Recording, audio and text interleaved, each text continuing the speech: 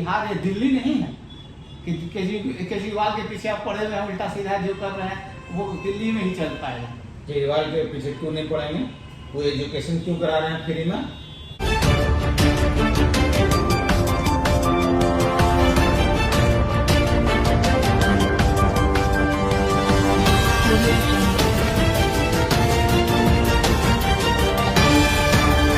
नमस्कार, आवाज भारत में आपका स्वागत है। मैं दानिश जौहर। मैं इस वक्त अभी मौजूद हूँ अख्तर साहब के पास। इनसे कुछ बात करने के लिए आए हैं कि अभी देश के माहौल को क्या ये अभी समझ रहे हैं, क्या परख रहे हैं, तो इनसे ज़रा हम बात करते हैं। हाँ सर, नमस्कार। नमस्कार। एक्चुअली क्या सर कि देश के जो अभी जो चल रहा है माहौल, तो इसके बारे में आप क्या बोलना चाहेंगे? पहली बात है कि ये देश के अंदर जो आज माहौल दिख रहा है, जो होने वाला है, हो रहा है, ये काफ़ी दयनीय है। जैसा कि आपको समझ में आ रहा है या हम लोग भी देख रहे हैं, बहुत कुछ ऐसा है कि हर जगह एक अलग नेगेटिव पेश किया जा रहा है। तो मतलब हिंदू मुसलमान एक साथ रह रहे हैं, वहाँ फिर एक गलत नफरती बातें उछाला जा रहा है, जिससे दोनों को में काफ़ी नफरत पैदा हो।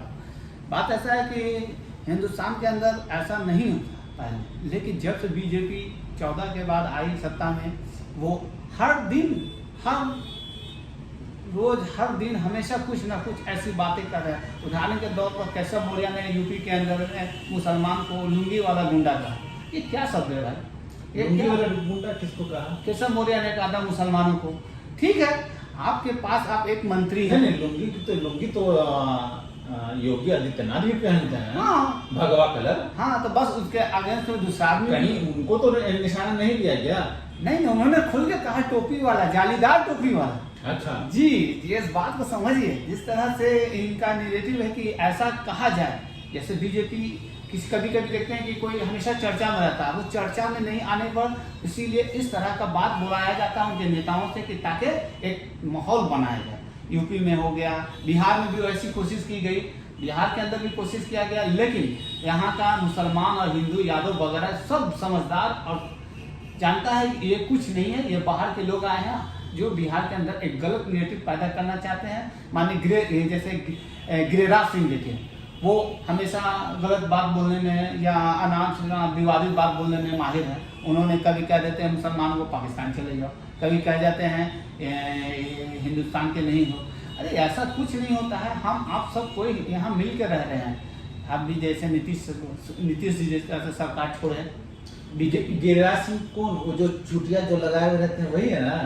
हाँ, जो गिरिराज सिंह, उस पर भी तेजस्वी यादव कस दिए हैं। हाँ। लेकिन खैर वो अलग बात है।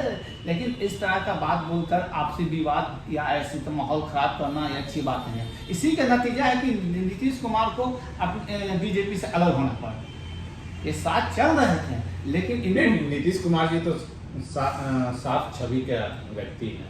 जी, उनका क्या नाम है कि भाई, उनका क्या नाम है कि हम बिहार के अंदर जिसके साथ हो सरकार, लेकिन मेरी हिसाब से प्रशासनिक व्यवस्था सही रहे, दुरुस्त रहे, उसमें कोई ये नहीं हो। लेकिन यहाँ पे बीजेपी नीतीश कुमार से मनमानी करवाना चाह रही थी। जैसा कि आप सदन में देखा होगा, आपने सदन में देखा होगा नीतीश कुमार को जैसे ऑर्डर दे रहे थे जो सदन के मुख्य हैं कि आपने ये क्यों नहीं है। नीतीश कुमार ने बोला कि प्रक्रिया है जो चल रही है और हर चीज़ की एक गरिमा होती है, एक जगह होता है। लेकिन वही चीज़, बहुत सारी बातें जो इंटरनल खटक गई थी, जिसके कारण बीजेपी से इनको पल्ला खाना पड़ा।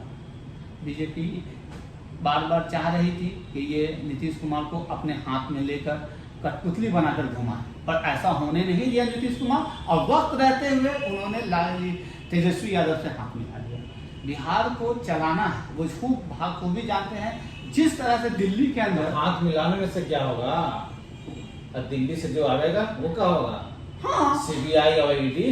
वो सीबीआई ईडी आएगा, ठीक है, वो परेशान कर रहा है। लेकिन तेजस्वी यादव बोल रहे हैं कि हम न्योता देते हैं कि सीबीआई और ईडी जो है आगे के रहे, समझे?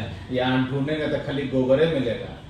ये उनका एक चाल था जो वहां से डराने के लिए बिहार में अपने वर्चस्व को बनाने के लिए या बिहार में कुछ नेताओं पर शिकंजा कसने के लिए इस तरह से, ताकि वो कुछ बोल नहीं सके या कुछ कर नहीं सके, वो ऐसा किया नहीं। कोई आरजेडी के कोई नेता थे, याद नहीं आ रहा नाम, उन्होंने बोला था कि छापे बिहार में छापा मारिएगा ना तो खाली जो है गोबर मिलेगा, गोबर में देगा, घर में गोबर मिलेगा नेता के घर में।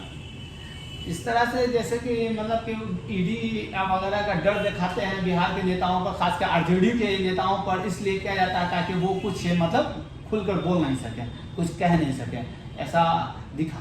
लेकिन अभी ऐसा नहीं है। अभी नीतीश कुमार और तेजस्वी यादव दोनों मिलकर बिहार को बेहतरीन से चला रहे हैं, जैसा कि दिख रहा है, प्रशासन व्यवस्था से लेकर के और स्वास्थ्य वगैरह सभी दुरुस्त चल रहा है। हाँ, कहीं कहीं थोड़ा मुश्किलें आती हैं, ये लगा हुआ है, लेकिन उसमें प्रयास जारी है। और अगली जो ये हो रहा है चुनाव का होगा 2024 2024 का तो तैयारी चल रहा है। हमने कल वहाँ देखा भी मैंने राजद कार्यालय में और जदयू कार्यालय में कि सदस्य अभियान जो है चल रहा है और लालू जी का एक फरमान भी निकल गया, पता है क्या? लालू जी का एक फरमान निकल गया कि जिला में जो अध्यक्ष रहेगा वही मेन हेड रहेगा। जिला में जो अध्यक्ष रहेगा वही मेन हेड रहेगा। मंत्री और संतरी ना विधायक तो नहीं चलने वाला, वो जमीनी स्तर पर ला रहे हैं, जमीनी स्तर पर सच्चाई। हाँ, ये सही है। अध्यक्ष पीछे मंत्री रहेगा और मंत्री के पीछे विधायक रहेगा। पहले ऐसा होता था कि मंत्री जिस एरिया के हैं पहले होता था कि मंत्री विधायक जो चाहते थे वो होता था जिला में, लेकिन अब ऐसा नहीं होगा। बदलाव आ रहा है जो दिख रहा है। जिला अध्यक्ष के साथ आपको कंधा पे कंधा मिला के चलना पड़ेगा। ये सही है। लालू जी का ये सोच सही है। मानिए आरजेडी की सरकार मतलब जो साझा चल रही है, ये दोनों को मिलान ठीक है, दोनों को जनता चाहती है सुनेगा। तब तो ऐसा कर देंगे, कब ऐसा हो जाएगा तो बीजेपी को सुखड़ा साफे हो जाएगा। हाँ, बीजेपी जनता को क्या चाहिए? उसको आराम चाहिए, सुविधा चाहिए, सब मिल रहा है, सुरक्षा चाहिए, तो फिर वो बीजेपी और इसके चक्कर में क्यों फंसेगी? बिहार में नीतीश कुमार जी हैं, ये दोनों काफी हैं बिहार को चलाने के लिए।